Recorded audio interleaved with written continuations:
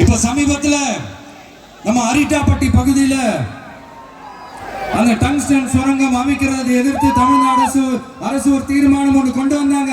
அதை நான் மனப்பூர்வமாக வரவேற்கிறேன். ஆனா அதே நிலைப்பாட்டை தானே இங்க நம்ம பரந்தூர் பிரச்சனையில எடுக்கணும்.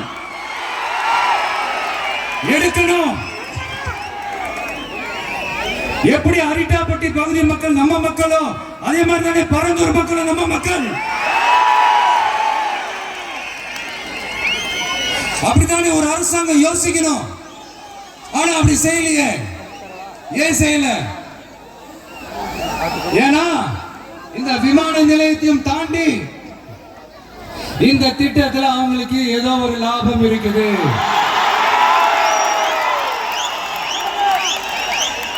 அதை நம்ம மக்கள் தெளிவா புரிஞ்சு வச்சிருக்கிறாங்க.